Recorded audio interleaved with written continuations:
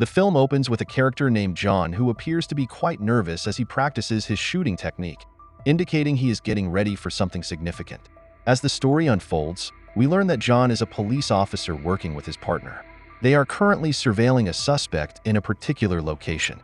While they are keeping an eye on things, their target suddenly tries to flee by getting into a car. John reacts quickly, pursuing the suspect and successfully apprehending him.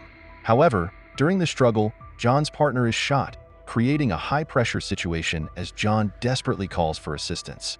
After this intense event involving his partner, John decides to go to a bar to relax. There, he encounters a woman named Tina. They enjoy a couple of drinks together, and John feels a strong attraction to her, captivated by her presence.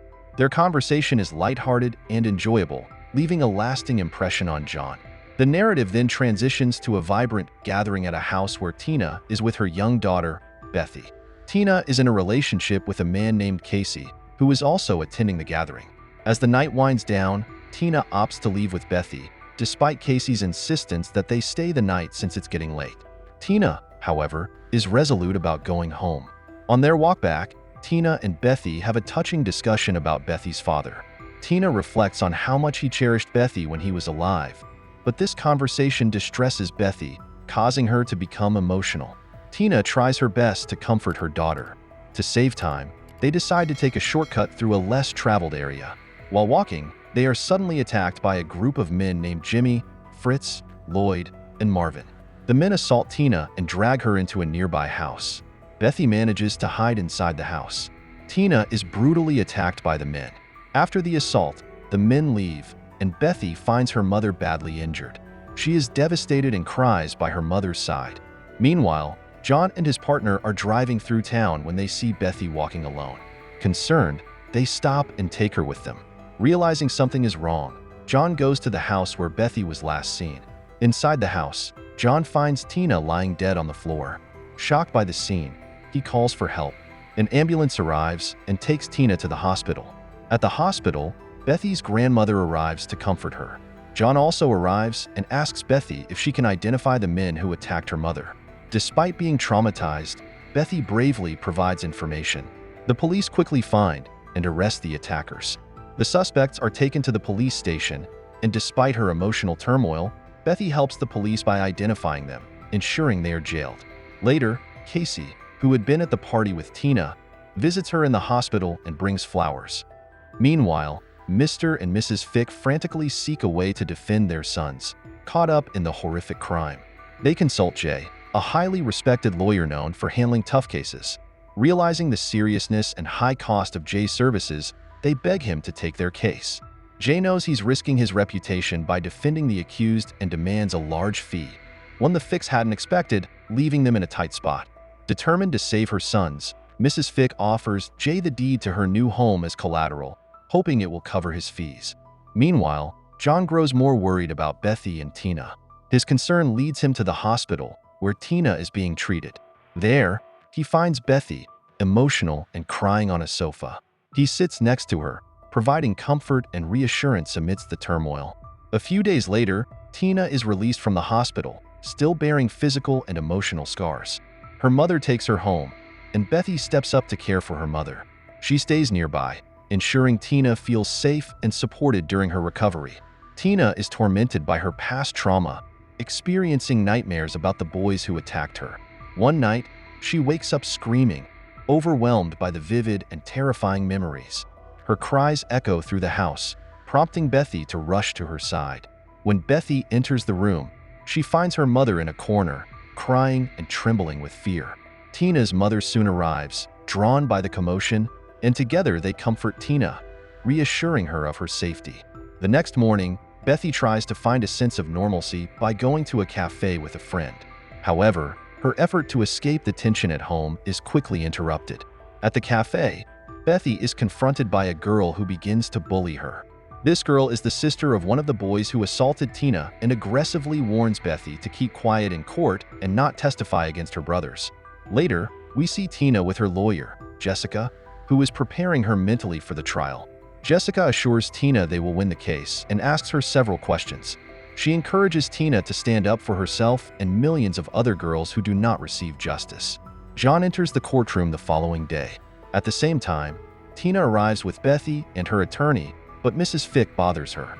Another attorney, Jay, also arrives and introduces himself as the defense lawyer. The trial starts with Jessica presenting her case against the defendants, appealing to the judge for justice. She first calls Jay in to the stand and questions him about the night of Tina's assault. However, Jay continually interrupts, weakening Jessica's argument. Then, Tina testifies, and Jessica resumes her questioning. Yet, the judge seems unsupportive, causing Jessica to become nervous. She asks Tina to resume her seat, but Tina loses control and yells at the judge for being biased. John observes the chaos helplessly. Jessica pleads with the judge to hold the defendants accountable and insists on justice. Jay counters by asserting that Tina had been drinking at a party at her boyfriend's house that night. After consuming a lot of beer, Tina argued with her boyfriend and left. She then went to Rocky Point Park with her daughter, where she encountered a known defendant. Jay claims that Tina proposed to exchange money for, implying the act was consensual and not. He further states that when Tina later demanded more money, an argument ensued. Thus, Jay contends his clients did not commit any assault, and Tina's testimony is false and deceptive. The courtroom audience reacts with approval, and Tina has a panic attack. She starts yelling at the judge and loses control, but her lawyer attempts to soothe her. John assists her in getting up, and she exits the court with her daughter. That night, John reflects on the unfairness Tina is facing, which makes him furious. Meanwhile, a doctor visits Tina and provides her with some medicine to help her sleep. Suddenly, there is a knock at the door, and Tina's mother finds her lawyer there. Angrily, she accuses the lawyer of failing to defend Tina in court and tells her to leave. The lawyer tries to assure her that she is doing everything possible to win the case, but Tina's mother refuses to believe her and shuts the door. Later, Tina is seen awake in her room, attempting to take the medicine, but in a fit of rage, she throws everything away. She leaves her room and goes downstairs to a cafe where she drinks beer. Her condition deteriorates as she roams the city, trying to get a grip on herself. When nothing seems to help, she decides to end her life by jumping off a bridge. Just as she is about to jump, John pulls her back and reminds her that she has a child. Tina begins to cry desperately, and John tries to comfort her by hugging her while she sobs uncontrollably in his arms. He then takes her back home. Bethy returns home from school and looks for her cat, calling her name but unable to find her. She notices Tina with Jay in, and John advises Bethy to take care of Tina, cautioning her to be vigilant as Tina isn't in a good condition. He gives Bethy his phone number, instructing her to contact him if anything goes wrong. Shortly afterward, Bethy hears the sound of her cat's bell and goes outside to investigate. To her horror, she finds her cat dead, hanging on the door, while one of the criminals taunts her. Distraught, she yells at him to leave them alone and runs back inside, crying. Bethy then calls John, informing him of the situation and pleading for his assistance. She proceeds to dig a grave in her backyard and buries her cat. During this time, Tina's mother arrives at their house, and Bethy quickly goes inside, pretending to be fine. At the same time, we see one of the criminals, Jimmy, entering a bar where he loses a $20 bet to Casey, who is drinking a beer. Jimmy menaces him and reveals what he did to Tina until the bar owner intervenes and halts the altercation. Subsequently, the owner exits and John, who has been observing everything intently from the back, remains seated. After a while, Casey leaves the bar to head home and gets into his car, where Jimmy suddenly attacks him. John arrives during the struggle and shoots Jimmy, killing him. John then calls an ambulance for Casey. The scene changes to John being questioned by two officers regarding Jimmy's shooting. John explains it was an act of self-defense, leading to no further action against him. Meanwhile, Jay and Jessica meet with the judge, and despite Jessica's request for more time, the judge refuses. The two lawyers then discuss the case over coffee, with Jay suggesting the case will soon be dismissed and advising Jessica not to give Tina false hope. Later, Jay meets with the boys involved in the case and suggests they plead guilty to spend just 3 years in prison, thus closing the case. However, their mother, Mrs. Fick, insists her sons are innocent and refuses to consider a guilty plea. Jay explains the risks of a jury trial, warning them they could face 20 years in state prison if they lose. He advises them to think it over carefully, but Mrs. Fick remains adamant, calling Tina a liar. John is standing near Niagara Falls, appearing anxious. The scene then shifts to Marvin and Lloyd getting tattoos. During this, Marvin receives a call from an investigator who requests a meeting. The investigator claims to work for Jay and has a solution for their problem. Marvin quickly grabs Lloyd, and they head out to meet him. When Lloyd inquires about the investigator, Marvin explains that he has evidence against Tina that could help them win their court case. They arrive at Niagara Falls to wait for the investigator, but John shows up first. John shoots Lloyd, causing him to fall into the water. When Marvin tries to attack, John shoots him multiple times, killing him. The next morning, media and reporters gather at Mrs. Fick's house, asking about the boys. She claims that Tina drove them away, but the media suggests that the boys fled the country to avoid the case. Meanwhile, Bethy and Tina listen to the news.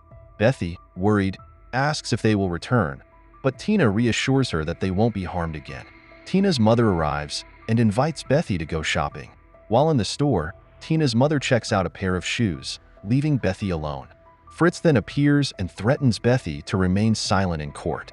Bethy starts to panic and hurries home. Seeing her in distress, Tina grows concerned and chases after her. Meanwhile, Fritz gets a call from a woman named Ellen, who claims she was his junior in school and has proof against Tina that could be useful to him. She asks him to meet her at a motel, and Fritz eagerly agrees. He arrives and goes inside, calling out for her. Suddenly, John appears with a gun, forces Fritz to sit, and demands he write a confession about what he did to Tina. Fritz refuses, and John shoots him shortly afterward. The next morning, Bethy and Tina are packing their belongings. John meets Jay and accuses him of defending criminals. Jay responds that he is simply doing his job and getting paid for it, and that John might need his services one day too. Later, Bethy and Tina visit John to thank him. Tina leaves them to talk privately. Bethy gets emotional and thanks John for saving her mother, sharing that without him, Tina wouldn't be alive.